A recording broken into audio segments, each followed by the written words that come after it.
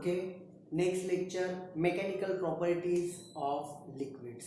ठीक आहे, त्याच्यामध्ये आपल्याला बघायचं आहे शेप ऑफ द मिनिस्कस.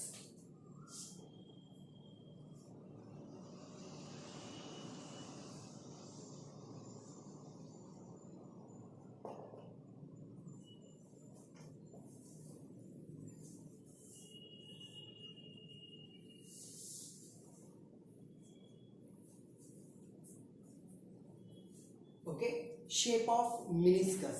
आता या ठिकाणी आपल्याला त्याच्यामध्ये तीन ते चार आपल्याला वेगवेगळ्या पद्धतीचे शेप भेटत असतात. त्यातला मिनिस्कस म्हणजे कोणता, समजा ज्या वेळेला आपण या ठिकाणी एक सॉलिड आहे, सॉलिडला त्या ठिकाणी लिक्विड समजा कनेक्ट झाला, तर त्यावेळेला कनेक्ट झाल्यानंतर किंवा कॉन्टॅक्टमध्ये आल्यानंतर त्याचा जो काही कॉर्नरला शेप आलेला असतो त्या शेपला आपण शेप ऑफ द मिनिस्कस म्हणतो. ठीक आहे, तर काही केसेसमध्ये कसं असतो, इट्स कॉन्केव्ह शेप, कॉन्केव्ह असतो. काही वेळेला तो असतो कॉन्व्हेक्स शेप आणि काही ठिकाणी त्याला त्या ठिकाणी म्हणजे एकदम फ्लॅटन शेप, म्हणजे पूर्ण कम्प्लिटली वेट झाल्यामुळे फ्लॅटन शेप असतो. तर आपल्याला ह्या ठिकाणी एक एक पार्ट आपल्याला बघायचा आहे, आपण बघत जाऊ. First of all me heading लिहितो कोणत्या टाईपचा कॉन्केव्ह मिनिस्कस जो आहे तो बघू आपण. First one, concave meniscus.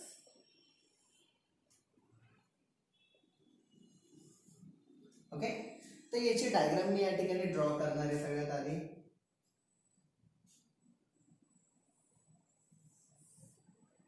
here it is the solid, consider the solid part over here. Suppose here it is the liquid. पुढे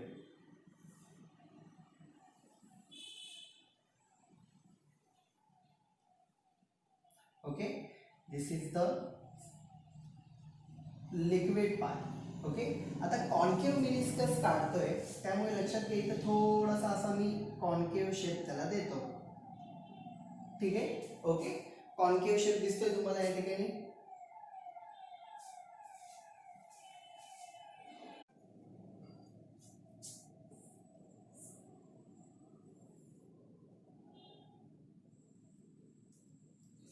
ओके, कॉन्केव्ह शेप असा इथे हा शेप महत्वाचा आहे इथला. ठीक आहे, here it is the molecule A. I am writing the molecule A over here. त्याचा स्फिअर ऑफ इन्फ्लुएन्स मी या ठिकाणी दाखवतो.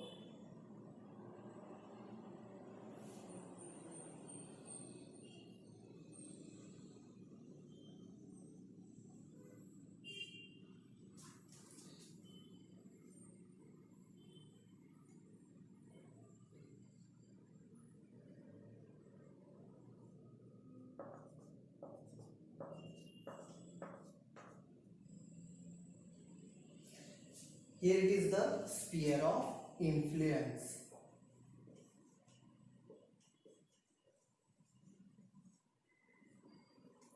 ठीक आहे, ऑफ द मॉलिक्यूल ए. मग मी इथे एक एक पार्ट लिहित जातो. लेट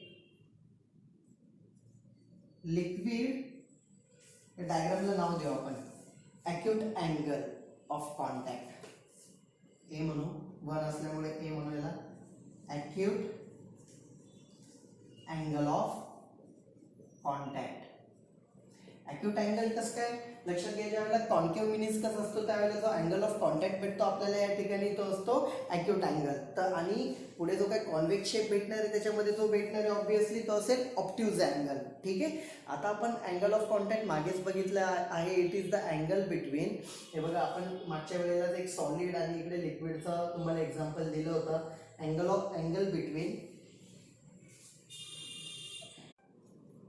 अँगल बिटवीन या ठिकाणी एक सॉलिड आणि tangent drawn to the shape of the liquid जो आहे त्याला टँजेंट ड्रॉ केली आणि लिक्विडच्या साईडने जर आपण अँगल ऑफ कॉन्टॅक्ट म्हणजे अँगल मेजर केला सॉलिड सोबत, that is the angle of contact. ठीक आहे, आपण याची डेफिनेशन ऑलरेडी काल बघितलेली आहे. एक रिवाइज म्हणून आपण आता इतक्यात तुम्हाला सांगितलं. ठीक आहे, आता ॲक्यूट अँगल या ठिकाणी होणार आहे या केसमध्ये. पुढे late A be the liquid molecule is in contact with solid as shown with its sphere of influence as shown in the figure. Sphere of influence as shown in the figure. ठीक आहे. या ठिकाणी जे आपण example घेणार आहे, for example ह्या केससाठी ज्या ठिकाणी ॲक्यूट अँगल भेटतोय, kerosene is contact with glass. Kerosene is in contact with glass.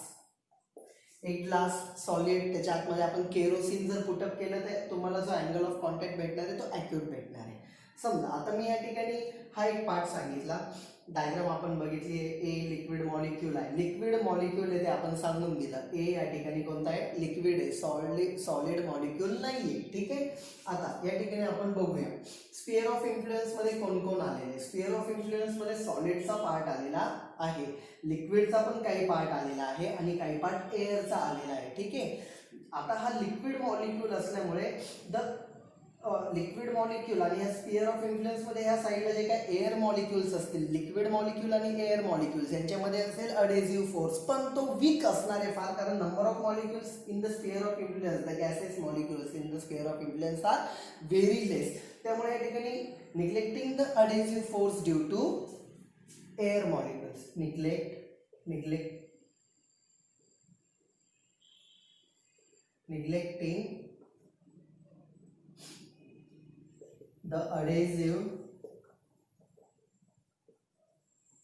neglecting the adhesive force due to air molecules.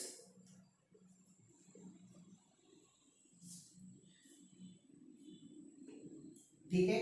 इथे लक्षात हा एक पार्ट. आता दुसरा अडेझिव्ह फोर्स, मग या ठिकाणी काय म्हणतात, here two forces are present.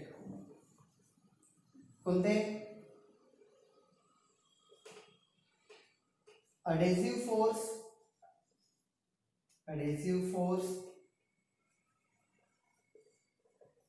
due to solid and cohesive force due to liquid. Liquid molecule असल्यामुळे लिक्विड मध्ये एवढा एरिया बघा, हा इतका पार्ट आहे, एवढ्या पार्ट मध्ये जे काही लिक्विड मॉलिक्यूल्स आलेले असतील त्यांच्यामध्ये जे काही फोर्स ऑफ अट्रॅक्शन असेल that will B cohesive force. ठीक आहे. कारण लिक्विड मॉलिक्यूल आहे आणि हा लिक्विड मॉलिक्यूल आणि इकडे सॉलिड पार्ट आहे, त्यांच्यामध्ये जे काही फोर्स ऑफ अट्रॅक्शन असेल that will be adhesive force, because this is the liquid molecule and that will be the solid molecule. ठीक आहे. आता आपण याला मार्क करणार आहे. Let AP bar cohesive force and AC bar, sorry, it should be adhesive and it should be cohesive force as shown in the figure.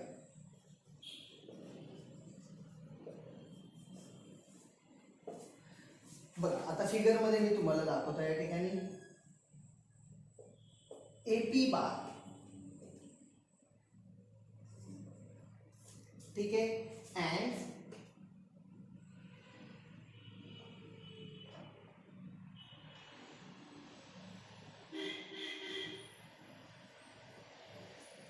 here it is AC bar.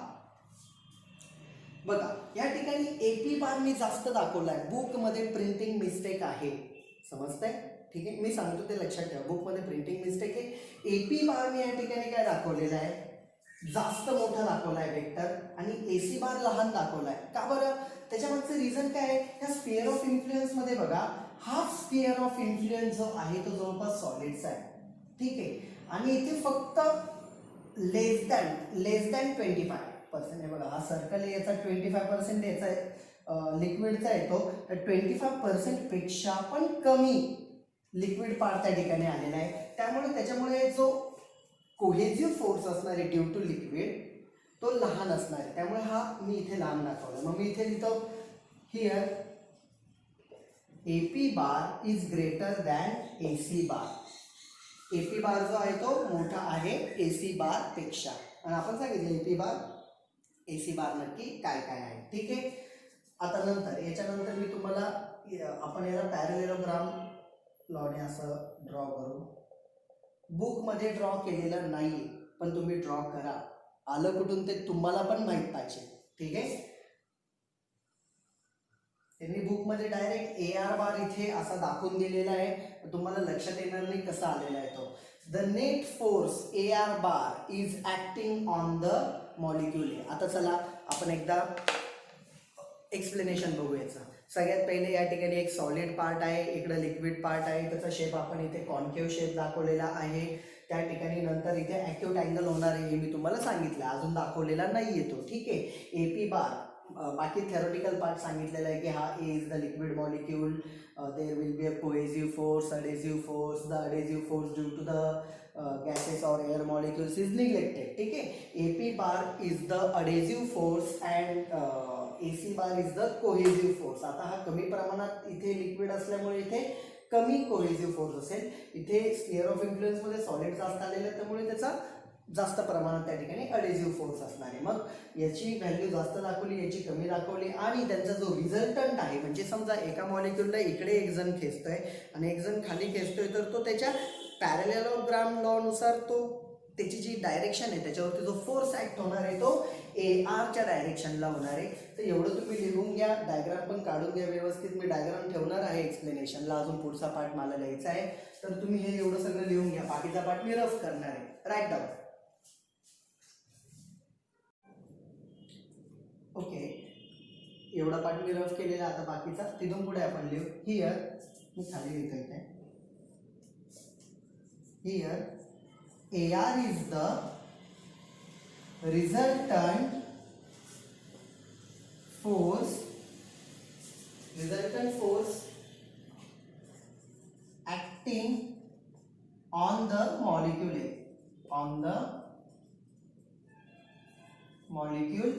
A. ठीक आहे. Therefore A या molecule वरती तो resultant and its line inside the सॉलिडच्या मध्ये तो त्या ठिकाणी belong करतोय. ठीक आहे. thus the shape of liquid near to the solid surface is pile up and we get concave shape. Force ह्या डायरेक्शनला असल्यामुळे थोडासा इथला जो शेप आहे तो असा वरती खेचला जाणार आहे लिक्विडचा आणि आपल्याला काय भेटणार आहे त्या ठिकाणी कॉन्केव्ह शेप आपल्याला भेटणार आहे. ठीक आहे. म्हणून या ठिकाणी कॉन्केव्ह शेप तयार झालाय. Here and AR is perpendicular to tangent AT to the shape of the liquid. लक्षात घ्या, हा AR जो आलेला असतो ना तो नेहमी या ठिकाणी जर तुम्ही अशी टँजेंट ड्रॉ केली, AT म्हणू आपण, त्या शेपला जर आपण टँजेंट ड्रॉ केली तर टँजेंटला नेहमी हा असा AR जो आलेला आहे रिझल्टंट फोर्स तो त्या AT ला नेहमी परपेंडिक्युलर असतो. हे लक्षात घ्या. ठीक आहे. ते आपण या ठिकाणी लिहिलेलं आहे. ऑब्वियसली इन दिस केस मी इथे लिहितोय, in this case liquid weights the सॉलिडला तो त्या ठिकाणी कॉन्टॅक्ट मध्ये येतो ह्या केसमध्ये. ठीक आहे. तर हा राहिलेला पार्ट थेरोटिकल एवढं लिहून घ्या. जेवढं इझी आपल्याला करता येईल थेरोटिकल पार्ट तेवढं मी इझी केलेला आहे. ठीक आहे. Right down this. याच्यानंतर आपण कॉन्व्हेक्स मिनिस्कस बघणार आहे म्हणजे ज्याचा शेप कॉन्व्हेक्स येणार. Write down this.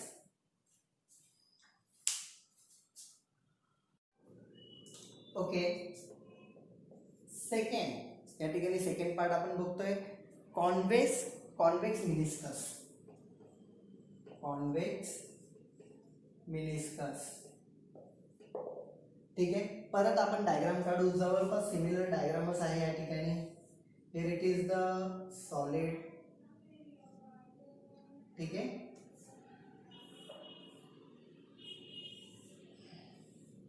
या ठिकाणी आपण लिक्विड पार्ट दाखवणार आहे आणि जो मॉलिक्यूल आहे तो असा खाली दाखवतोय. ठीक आहे, molecule A over here.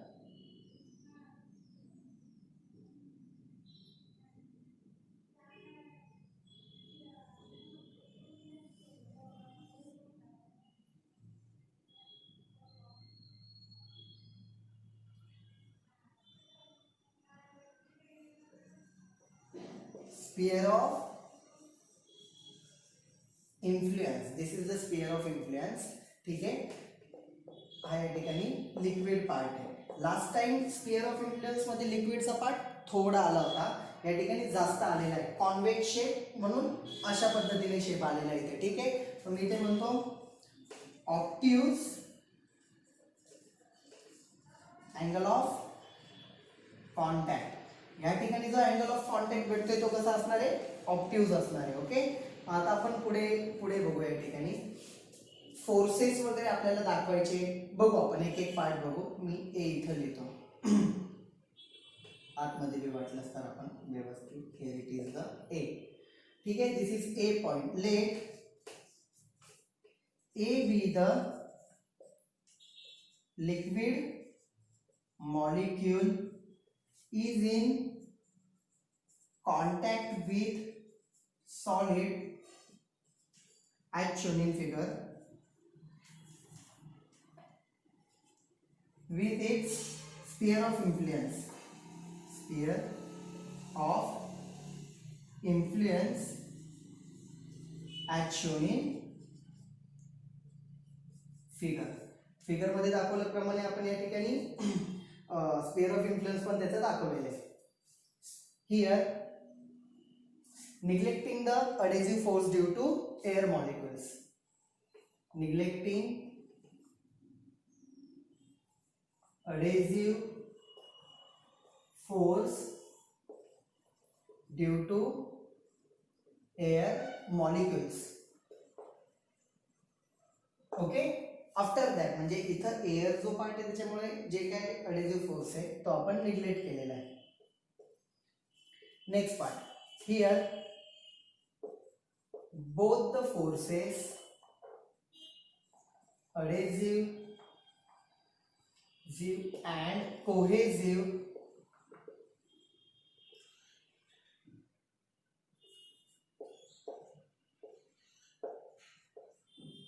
are acting on the molecule. ठीक आहे, ओके. मॉलिक्यूल वरती कोहेसिव्ह आणि अडेसिव्ह फोर्स दोन्ही ऍक्ट होत आहेत. लेट नेहमीप्रमाणे एपी बार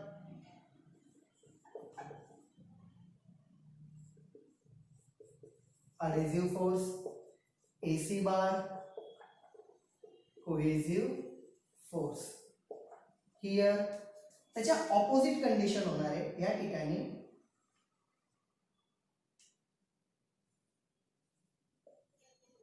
एपी बार लहान असणार आहे आणि एसी बार जास्त असणार आहे.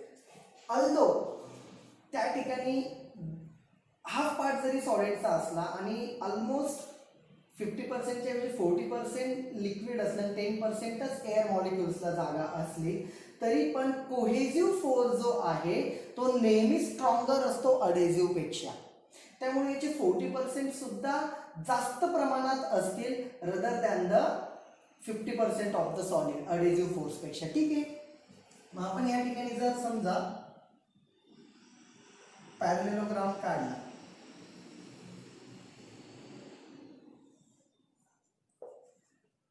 रिझल्टंट फोर्स बघा, एसी बार कोहेसिव्ह फोर्स, एपी बार अडेसिव्ह फोर्स यांचा जो काही रिझल्टंट फोर्स आहे तो आपल्याला इनसाइड द लिक्विड भेटला. Here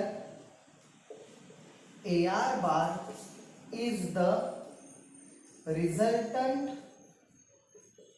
force acting on the liquid molecule, on the molecule A असं म्हटलं तरी चालेल, on the molecule A which is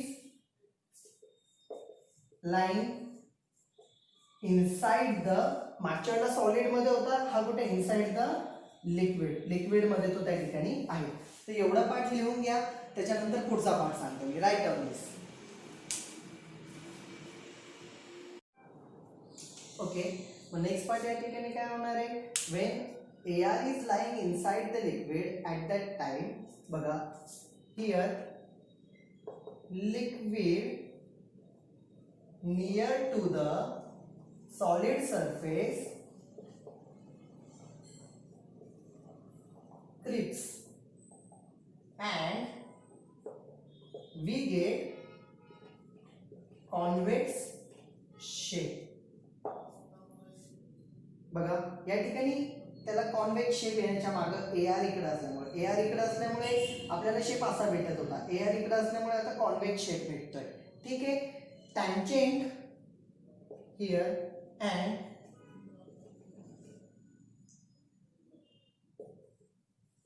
tangent AT is always perpendicular to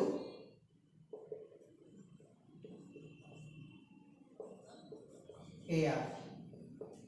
हा जो AR याला हा नेहमी कसा असतो, टँजेंट AT परपेंडिक्युलर येणार, म्हणजे असा हा परपेंडिक्युलर असणार आहे. ठीक आहे, नंतर या ठिकाणी जो झालेला शेप आहे, चला थिटा दाखवून देऊ आपण. थिटा काय असतो हे बघा, या पद्धतीने आपण याला थिटा या ठिकाणी लिहून घेऊ. टँजेंट पासून सरफेस पर्यंत with in the liquid angle of contact. या ठिकाणी थिटा कसा आला, ऑप्टिव्ज अँगल इन कॉन्टॅक्ट, म्हणजे ऑप्टिव्ज अँगल या ठिकाणी आपल्याला भेटलेला आहे. Here liquid does not wets the solid. Example काय, for example mercury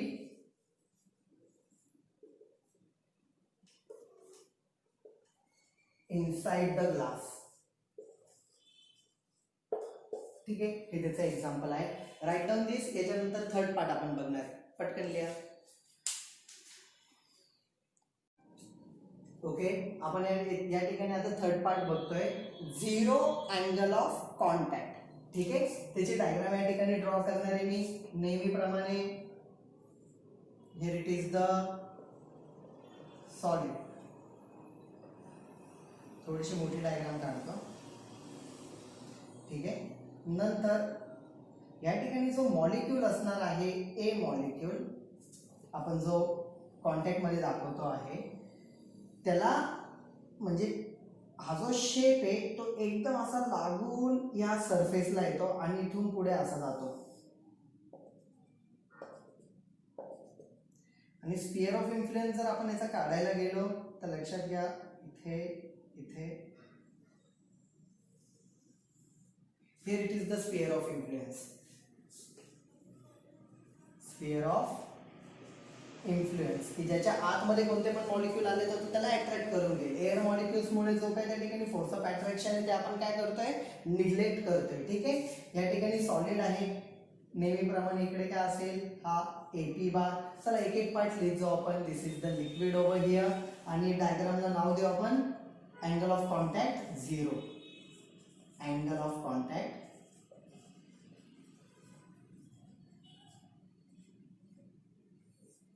okay, this is the part. Let A be the liquid in contact with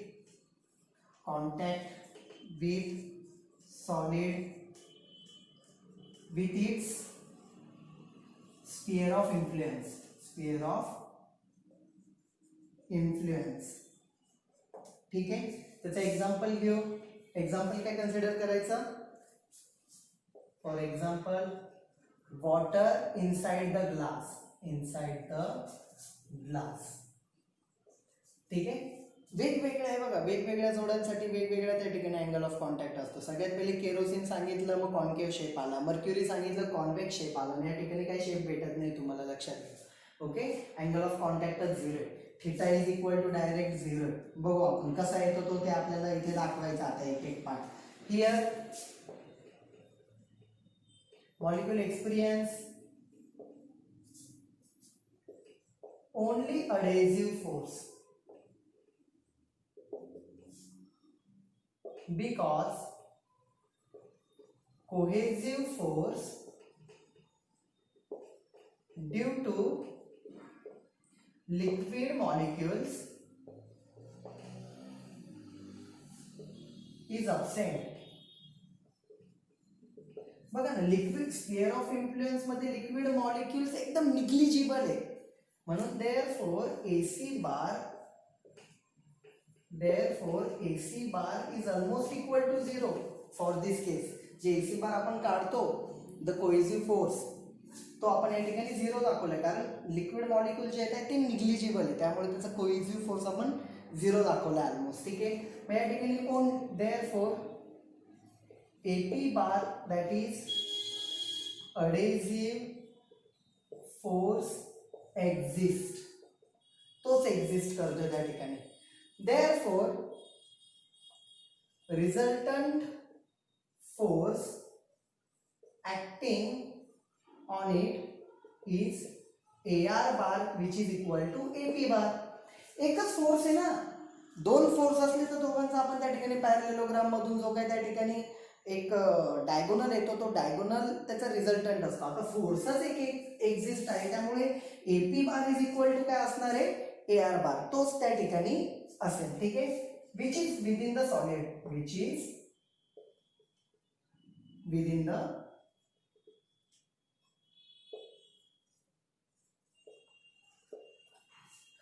the solid. ठीक आहे. मग या ठिकाणी बघा एसी बारच नाहीये आणि आपण काय करतो, एआर बारला टँजेंट काढत असतो या ठिकाणी, म्हणजे एटी खाली आलाय. Here eighty will be almost along the solid surface,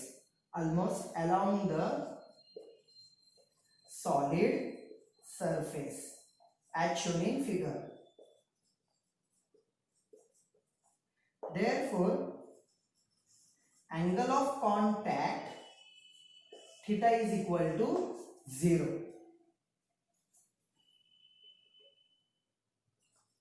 In this case liquid completely wets the solid.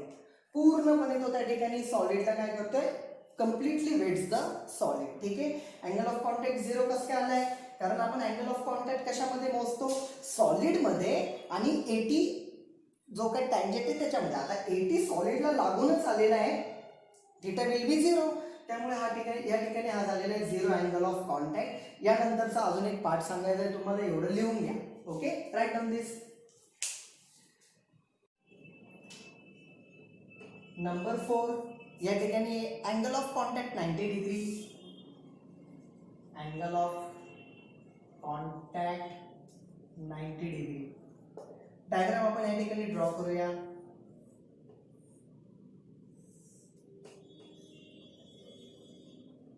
Here this is solid. Okay, here it is molecule A.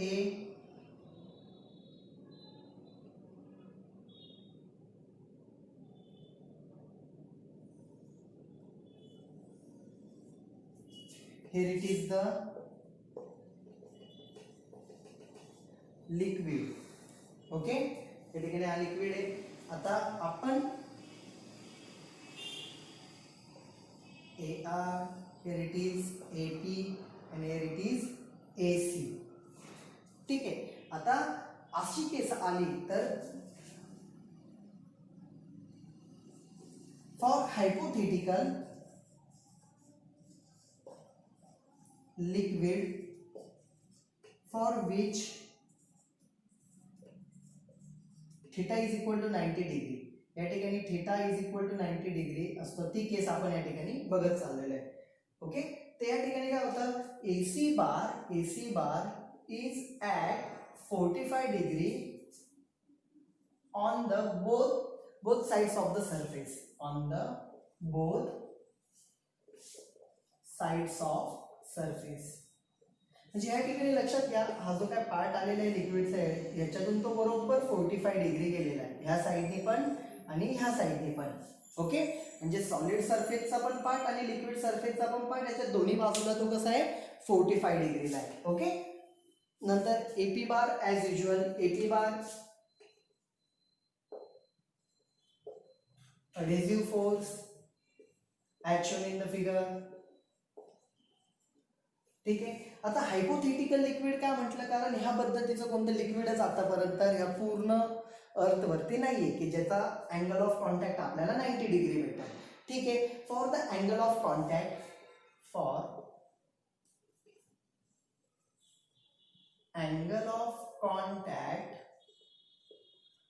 theta is equal to 90 degree, AP bar must be equal to AC bar divided by root 2. AC बारची जितकी value आहे त्याच्यात divide by √2 केलं म्हणजे 1.414 एवढ्या व्हॅल्यूने divide केलं तर AP बार भेटेल. अशा पद्धतीचं कॅल्क्युलेशन झालं तर AR जो आहे तो त्या ठिकाणी तुम्हाला along the surface of the solid, AR bar that is net force is along surface of the solid. ठीक आहे, असा भेटेल तुम्हाला. AT कुठे असेल, AT याला परपेंडिक्युलर असतो, इकडे असतो, which is along the surface of the liquid, लिक्विडच्या सरफेस वरती तुम्हाला भेटणार आहे. आणि AT मध्ये आणि याच्यामधला जो अँगल आहे दॅट इज 90 डिग्री, तो तुम्हाला त्या वेळेला भेटेल.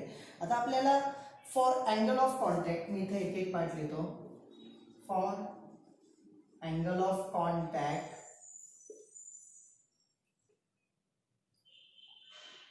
ओके, एक मिनिट हा. acute angle of contact, AP bar must be greater than AC bar divided by √2. Condition for concavity, एक मिनिट लिहितो मी. कंडिशन फॉर कॉन्व्हेक्सिव्हिटी आणि आपल्याला कॉन्केव्हिटी. ॲक्यूट अँगल येतो म्हणजे कॉन्केव्ह शेप येतो. मग कॉन्केव्ह शेप येण्यासाठी जी काही कंडिशन आहे ती ही, AP bar is greater than AC bar by √2 जे आलेले त्याच्या हा ग्रेटर दॅन पाहिजे. For obtuse angle of contact, AP bar must be less than AC bar by √2. AC bar by √2 हा कसा पाहिजे, ग्रेटर दॅन पाहिजे AP बार पेक्षा, म्हणजे AP बार लहान आला पाहिजे. This is condition for convexity. म्हणजे या ठिकाणी जो काय कॉन्व्हेक्स शेप भेटणार आहे त्या कॉन्व्हेक्स शेप भेटण्यासाठी ही कंडिशन आहे, लक्षात घ्या. This is all about the angle of contact 90 degree. हा मागच्या वर्षीच्या सिलेबसमध्ये हा पार्ट नव्हता, हा पार्ट फक्त एक्स्ट्रा आलेला आहे. एवढं पार्ट लिहून घ्या, राईट डाऊन दिस. ओके, लक्षात घ्या. या ठिकाणी मला तुम्हाला एक सांगायचं आहे की जो काय मागच्या वर्षीचा सिलेबस होता त्या सिलेबसमध्ये आणि आत्ताच्या सिलेबसमध्ये काय डिफरन्स आहे. तर मागच्या वर्षीच्या सिलेबसमध्ये एक सर्क्युलर मोशन नावाचा चॅप्टर होता, फर्स्ट चॅप्टर, आणि third chapter was rotational motion, third म्हणतोय. ठीक आहे, आणि सेकंड चॅप्टर जो ग्रॅव्हिटेशन होता तो तर 11लाच त्यांनी शिफ्ट केलेला आहे. म्हणजे उरला कोणता, सर्क्युलर आणि रोटेशनल. ह्या दोघांना मिळून त्या ठिकाणी रोटेशनल डायनॅमिक्स तयार झालेला आहे. ठीक आहे, म्हणजे लक्षात घ्या पहिल्या चॅप्टरमध्ये, ह्या वर्षीच्या पहिल्या चॅप्टरमध्ये फिजिक्सच्या लास्ट इयरचे 2 चॅप्टर कंप्लीट झालेले. ओके, हा एक part. Similarly for these properties of solids, याच्यामध्ये सुद्धा जवळपास असं झालं की लास्ट इयरचे 2 चॅप्टर, म्हणजे 11चा काही पार्ट आहे, 12चा 1.5 चॅप्टरचा पार्ट आहे. म्हणजे टोटल 11th आणि 12th मिळून 2 चॅप्टरचा पार्ट मिळून ह्या एका चॅप्टरमध्ये कंप्लीट होत आहे. म्हणजे ह्या ठिकाणी आपले हे 2 चॅप्टर जरी झाले तर it is considered to be the almost 3.5 to 4 chapters syllabus from the previous syllabus of the 12th standard. मागच्या वेळेला जो काही सिलेबस होता चेंज होण्याच्या आधी त्यामधले 3.5 ते 4 चॅप्टर ह्या 2 चॅप्टरमध्येच कंप्लीट होत आहेत. हे मोठे चॅप्टर आहे. पुढचे सिलेबसमध्ये थोडेसे लहान लहान चॅप्टर येणार आहेत, म्हणजे पुढच्या सिलेबसमध्ये म्हणजे पुढच्या चॅप्टर्समध्ये जे आपल्याला सिलेबसमध्ये आहे त्यामध्ये. ठीक आहे, ओके.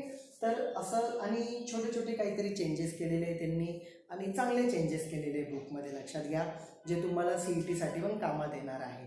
तर आपण या ठिकाणी आज या ठिकाणी थांबतोय. उद्या आपण नेक्स्ट लेक्चर बघू ह्याच चॅप्टरचा. Okay, have a nice day. Bye bye, take care.